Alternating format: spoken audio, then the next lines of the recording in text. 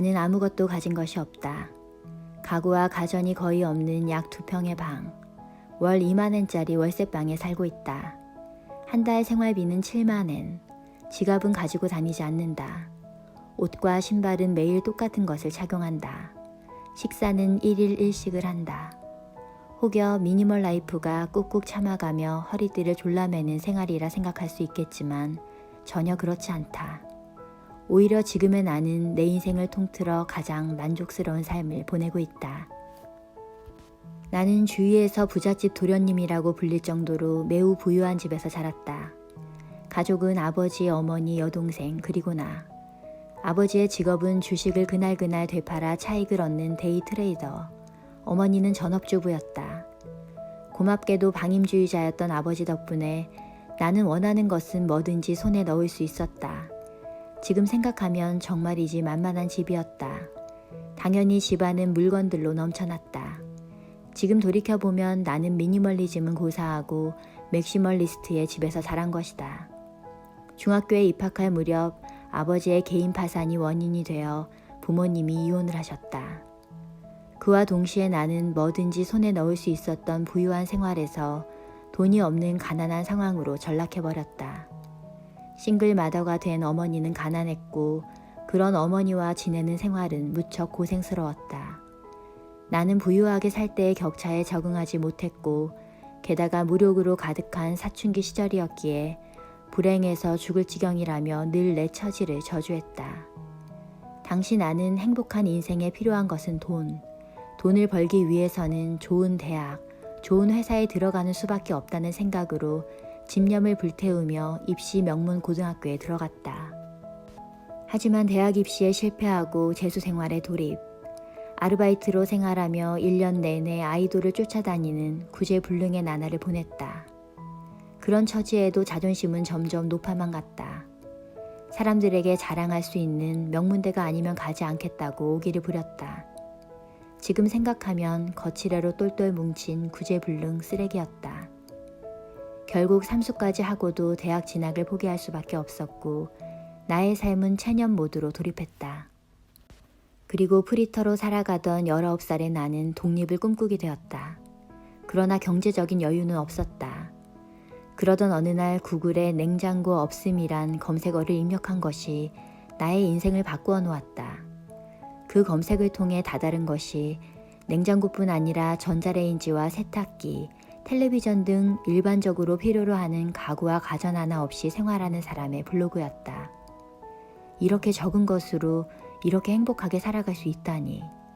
충격과 동시에 그러한 삶에 강렬하게 이끌리고 있는 나 자신을 발견했다. 이 미니멀리즘과의 만남은 어쨌거나 돈을 벌어 물질적으로 풍요로워지면 행복해질 수 있다고 믿었던 내게 물질로는 행복해질 수 없다는 것을 깨닫게 해주었다. 나는 그 즉시 내가 가지고 있는 물건들을 처분했다. 내가 미니멀리스트가 되고 싶었던 가장 큰 이유는 혼자 살고 싶어서였다. 돈 한 푼 없는 상황에서 새로운 생활을 시작하려면 어떻게 해야 하는가?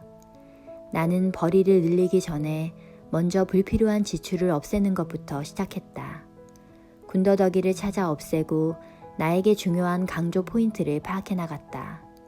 그 결과 나는 지금 필요한 최소한의 물건에 둘러싸여 필요 최소한의 돈으로 생활하고 있다.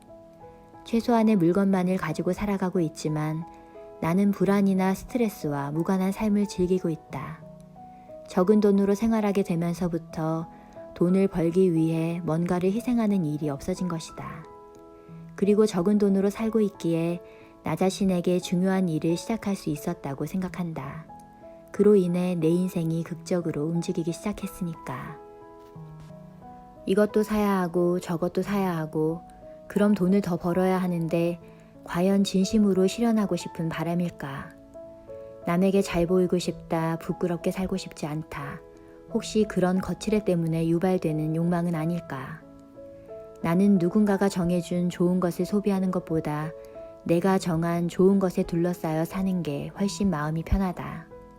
어디에 돈을 쓰고 어디에 쓰지 않을지를 정할 수 있다는 것은 무엇이 자신을 행복하게 해주는지를 알고 있다는 뜻이다.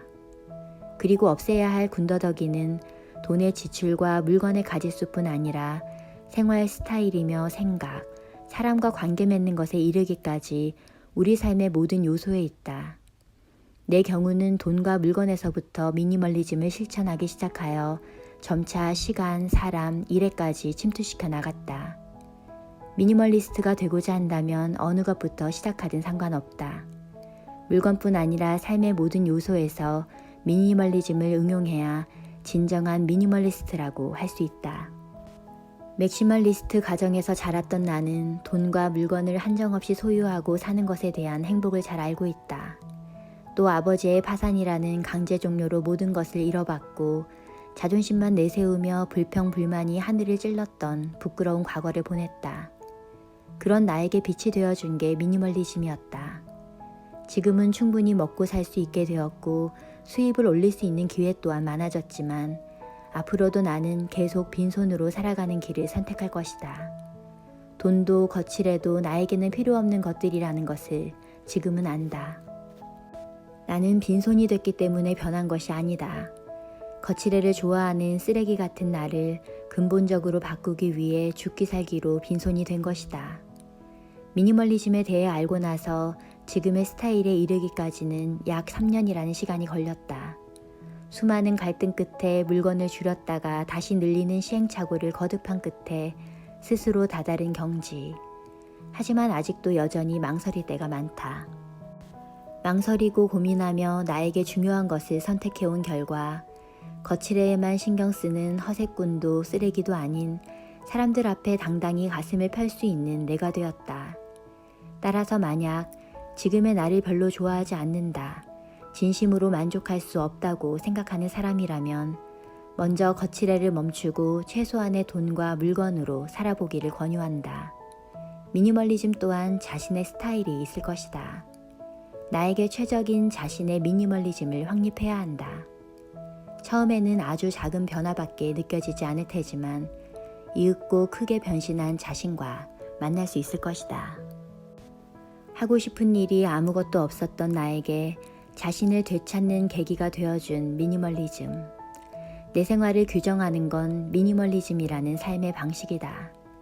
그동안 나를 꼼짝달싹 못하게 했던 거칠애에서 벗어나 보다 금욕적으로 보다 미니멀하게 자신을 정돈해가는 삶의 방식을 접한으로 내 인생은 완전히 바뀌었다.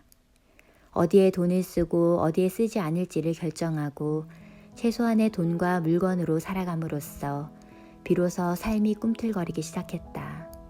그러다 보니 더 잘 살아간다.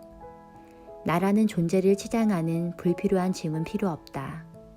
거칠애와 지갑을 버리고 자유롭게 빈손으로 살아가자.